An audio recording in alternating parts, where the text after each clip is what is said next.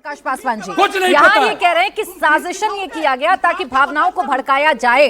ऐसी जगह जहाँ धार्मिक भावनाएं, मजहबी भावनाएं भड़क सकती हैं, वहां अशोक बिल्कुल चिन्ह क्यों साजिश की लगाया गई। गया? हिंदुस्तान जिंदाबाद बोलता हूँ, पाकिस्तान और फिलिस्तीन की जय नहीं करता। नहीं, देखिए प्राची जी, मैं ध्यानपूर्वक सुन रहा था। जी, मैं जी। ध्यानपूर्वक सुन रहा था और इस बात में कोई दो राय नहीं है, इस बात में कोई असमंजस नहीं है कि जो अशोक स्तंभ है वो हमारी संस्कार और परंपरा का प्रतीक है, वो राष्ट्रीय एकात्मता का प्रतीक है। इसमें कोई संदेह नहीं है, इसमें कोई संशय नहीं है। संविधान निर्माताओं ने, बाबा साहेब अम्बेडकर ने, संविधान निर्माता सदस्यों ने इस बात को स्वीकार किया था, इस पे कंसेंसस था और आज तक कोई ऐसी घटना सामने नहीं आई है। प्रश्न यह उठता है कि आज भी इसको हिंदू मुसलमान का रंग देने का प्रयास किया जा रहा है, और कौन लोग दे रहे हैं और कौन लोग शांत हैं और कौन लोग विरोध कर रहे हैं, हम पूछना चाहते हैं आपसे।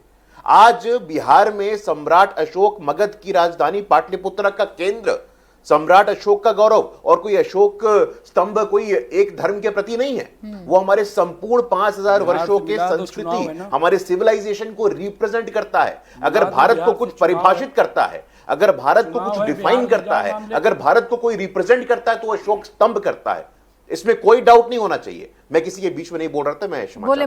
धन्यवाद। अशोक स्तंभ हमारे भारत को परिभाषित करता है, रुक जाएं, हमारे संस्कार को परिभाषित करता है, हमारी संस्कृति को परिभाषित करता है। लेकिन इसके बावजूद जिन लोगों को हमारे संस्कारों से समस्या है, जिनको हमारी परंपराओं से समस्या है, और दिक्कत क्या है प्राची जी, मैं आपको बताना चाहता हूं कि आज भी जो तमाम इस विषय को, इस प्रसंग को तुष्टीकरण से जोड़ करके क्यों देखा जा रहा है? कांग्रेस के लोग शांत क्यों हैं? अशोक स्तंभ पे सिर्फ भारतीय जनता पार्टी कहा क्या? सम्राट अशोक पे सिर्फ भारतीय जनता पार्टी कहा क्या? सम्राट अशोक पे सिर्फ बिहार के लोगों कहा क्या? संपूर्ण इंडिया अलायंस के लोग शांत हो जाते हैं, मौन व्रत ले लेते हैं, मुंह में दही जमा लेते हैं। और क्यों जमा लेते हैं, मुझे बहुत बोलने की जरूरत नहीं है।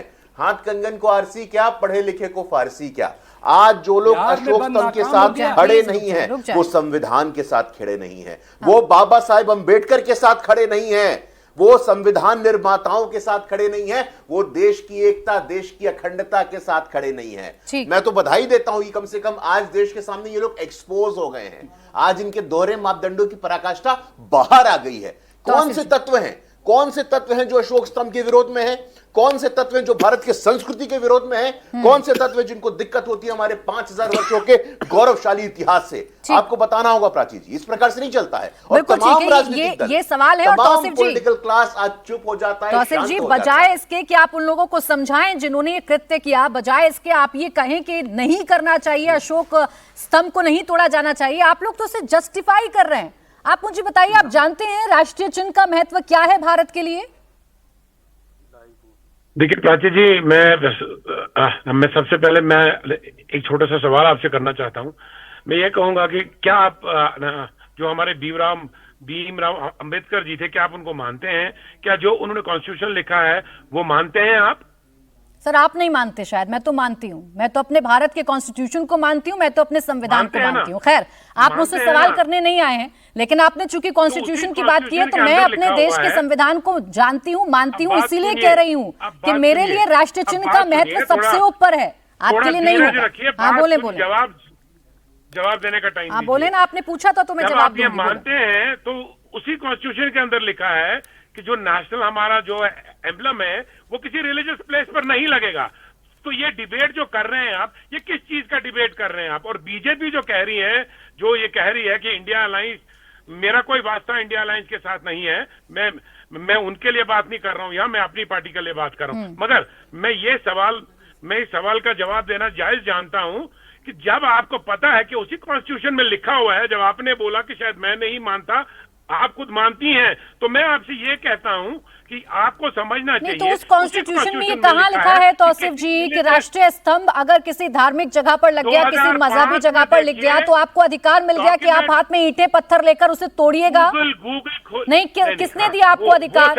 या ये कॉन्स्टिट्यूशन में कहाँ लिखा है? तौसिफ जी बताएं, कहाँ लिखा है कॉन्स्टिट्यूशन? मैं आपको जवाब देता हूँ। हाँ, दीजिए ना। ये आप सवाल दरख्शान अंतराबी जी से पूछिए, जो वाइस चांसलर है, कि उन्होंने ये स्तंभ वहां लगाया क्यों? ये सवाल मैं आपसे पूछूंगी, इसलिए पूछूंगी तौसिफ जी, क्योंकि आप मुझे यहाँ संविधान की दुहाई दे रहे हैं।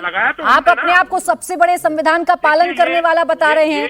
भारतीय संविधान में तौसिफ शाह जी मुझे बताइए कहां पर लिखा हुआ है कि कहीं धार्मिक स्थल पर अशोक स्तंभ, जो मेरे देश का गौरव है, मेरे देश का राष्ट्रीय प्रतीक है, अगर वो लगा हुआ है तो ऐसे उसको तोड़िए ईंट से, कहाँ लिखा है बताइए, अगर आप कॉन्स्टिट्यूशन को मानते हैं तो। आप मुझे दिखा दीजिए कि मेरे देश का गौरव जो अशोक स्तंभ है वो रिलीजियस प्लेस पर लगाना कहाँ लिखा अरे तो हुआ सर है? ये बताइए ना कि उसे तोड़ने का अधिकार आपको किसने दिया? आप विरोध कीजिए ना, आप तोड़िएगा, आप राष्ट्रीय चिन्ह को तोड़िएगा, आप राष्ट्रीय चिन्ह को तोड़िएगा, उसको लगाने का अधिकार किसने अरे दिया? आप तोड़िएगा उसमें उसको। 2 साल की सजा अगर है। आपको विरोध है, अगर आपको समस्या अगर है मैं तौसीफ अपने शाह घर में साहब, लगाऊं, तो ये अधिकार अगर आपको किसी किसने अपनी- दिया कि आप हाथ देखिए, में बात पत्थर सुनिए, लेकर, नहीं, ईंट लेकर अपमान प्राची करेंगे जी, देश का? या तो बात करने नहीं तो दीजिए। कॉन्स्टिट्यूशन देखिए, प्राची कॉन्स्टिट्यूशन जी, अगर आपने बात इतना पढ़ा है तो करने आपको दीजिए। क्या ये नहीं आपको पता ऐसे कि बात हमारे करनी है कि कॉन्स्टिट्यूशन का, हमारे नहीं, देश का 2 मिनट, सम्मान कैसे करते हैं? बात करने दीजिए। हाँ, बोलें। मैं आपको बताता हूँ हम देश का सम्मान कैसे करते हैं। हम देश का सम्मान ऐसे करते हैं कि हम आपसे ये सवाल करते हैं कि राम मंदिर जो बना है बड़ा गौरवशाली बना है, बहुत जोशो खरोश से बना, राम मंदिर में कहां पर ये एम्बलम लगा हुआ है? जब वहां नहीं लगा हुआ है तो हमारे हजरतबल में क्यों लगा?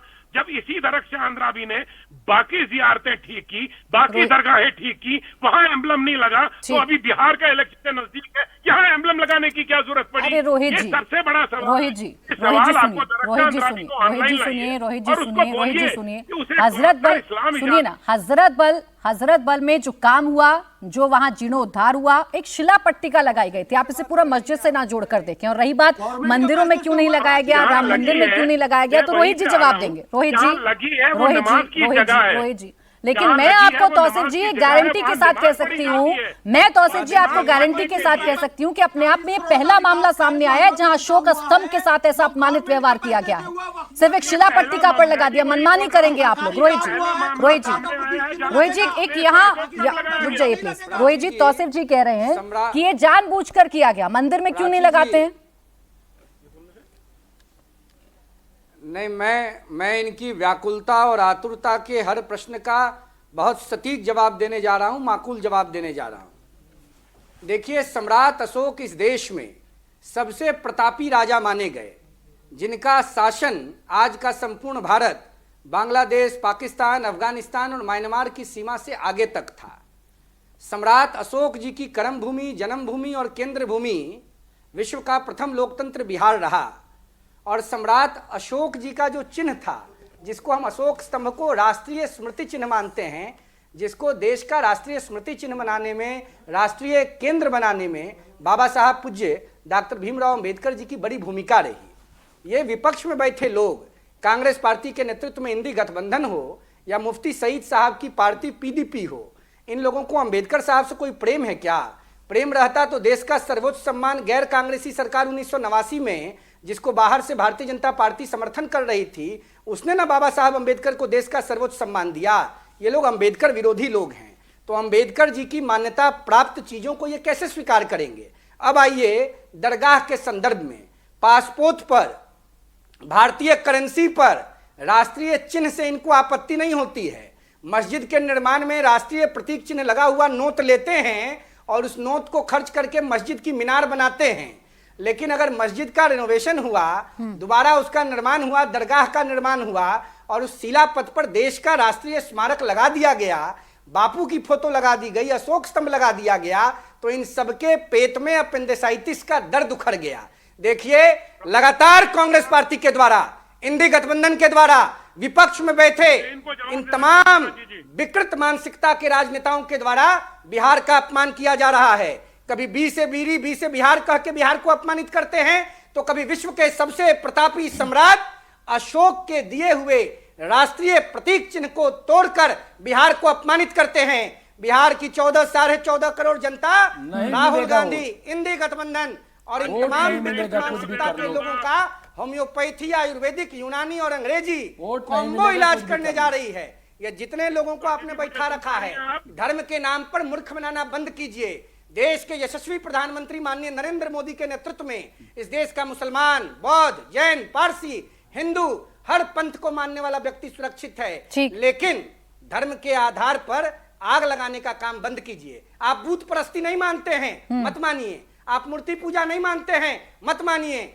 हिंदू धर्म के अंदर भी अगर कुछ गलतियां थी तो हम सभी हिंदुओं ने सरकार के दिए हुए नियमों को स्वीकार किया। बाल विवाह बंद हुआ, सती प्रथा बंद हुई। नहीं, ठीक है रोहित जी।